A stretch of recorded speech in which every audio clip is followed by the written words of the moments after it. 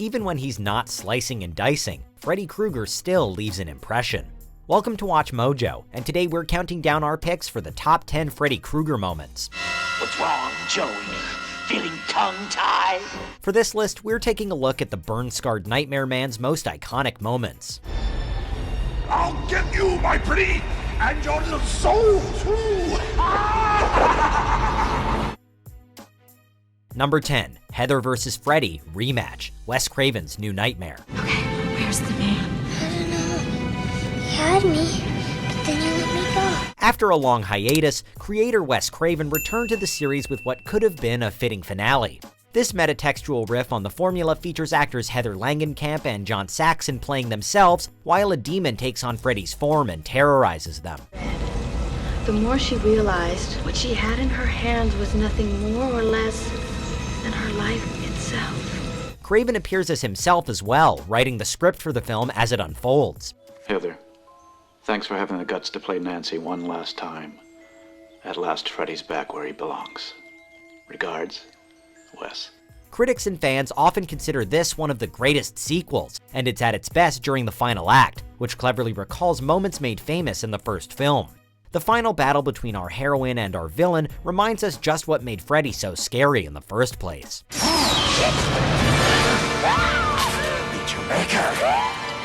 Number 9, playing with power, Freddy's Dead, the final nightmare. Questions? Yeah! What are you on? Few fans really expected anything great from Freddy's Dead, which boasted a 3D filming style that only lasts around 10 minutes. And we definitely didn't ask for cameos from Tom Arnold and Roseanne Barr. I want my children back! You know they bring him! Freddy does manage a few laughs, however, most notably a scene where he transports someone into a video game and uses the Power Glove to kill him. Where am I? Jump, boy! Whoa! Jump! Anyone who grew up with an NES remembers what a useless accessory the glove was, often failing even simple movements. That Freddy could master it may be unintentionally funny, but it's still funny. Now I'm playing with power! Number 8, taking Jason's hockey mask. Jason Goes to Hell, the final Friday. Even those who like Jason Goes to Hell have a hard time calling it a legitimate Jason sequel. Instead, fans got a body-jumping demon who only transforms into the titular killer in the final act.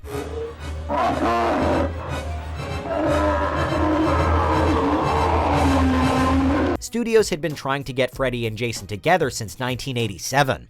When Freddy's glove emerged from the ground and dragged Jason's mask down with him, we all knew what was coming.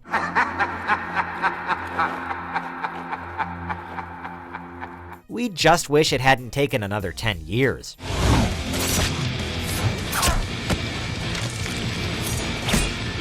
Number 7, You Are All My Children Now. A Nightmare on Elm Street 2, Freddys Revenge.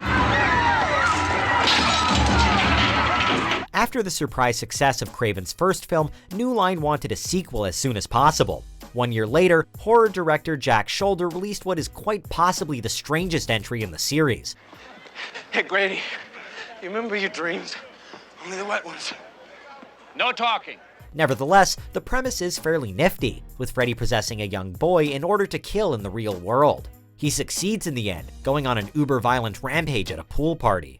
One of the teens tries to play negotiator, but it doesn't go well. Just tell us what you want, all right? Yeah, I'm here to help you. Reaching out his arms as if to embrace them, Freddy then utters this famous, terrifying line. You are all my children now. Number 6, This Is God. A Nightmare on Elm Street. Open the door! An iconic killer needs to make one hell of an entrance, and Freddy is no exception. The first time we get a good look at the red and green sweater-clad monster, he's walking down an alley, arms elongated to an impossible length. His prey, young Tina, pleads with God to save her. Then Robert Englund, impeccably terrifying, corrects her. Please, God. This is God. It's surreal, it's creepy, it's like nothing you've ever seen before. In short, Freddy's introduction is everything it should be. Number 5, Tina and the Revolving Room, A Nightmare on Elm Street. Just seconds after she meets Freddy, Tina finds herself tormented. Her boyfriend Rod doesn't know what to do as she tosses and turns screaming on the bed. Is the practical way the scene was shot, in a rotating set with the furniture nailed down so that Weiss could seem to defy gravity. Number 4, The Freddy Worm, A Nightmare on Elm Street 3, Dream Warriors.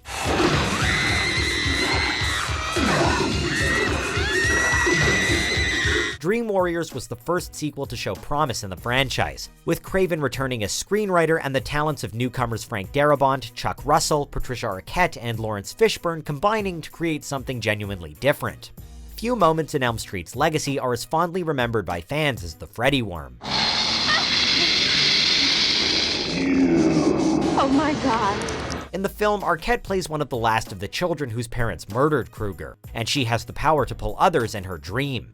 That's exactly what she does when Freddy appears as a giant worm, and things get, well, slimy. Back out! Resist it now!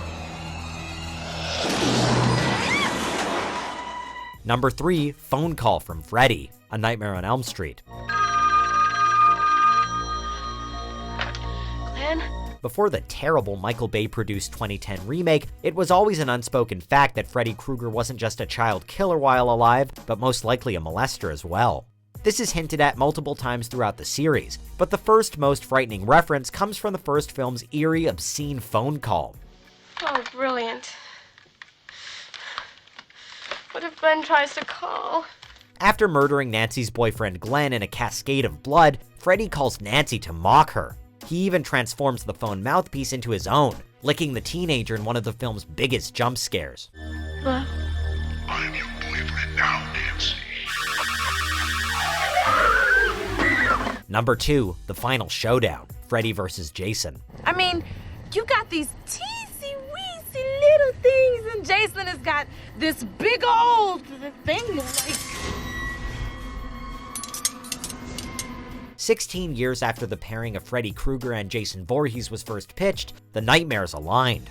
The film was not without its share of faults, including a cardboard cutout group of teenagers, a convoluted plot, and some awful CGI.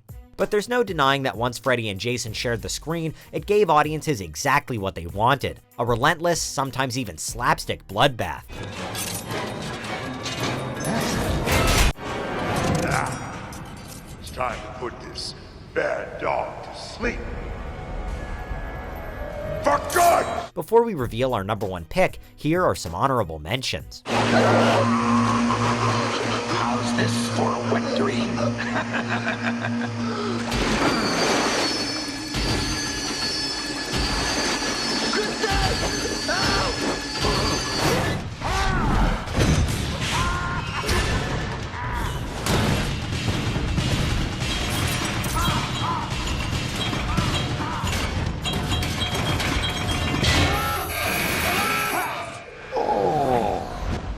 Tilt.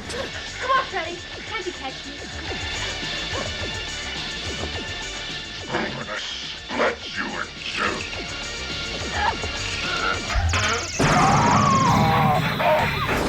Miss me.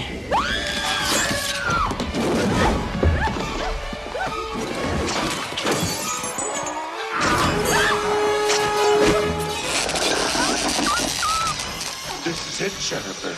Your big break in TV. Welcome to prime time, bitch. Before we continue, be sure to subscribe to our channel and ring the bell to get notified about our latest videos. You have the option to be notified for occasional videos or all of them. If you're on your phone, make sure you go into your settings and switch on notifications.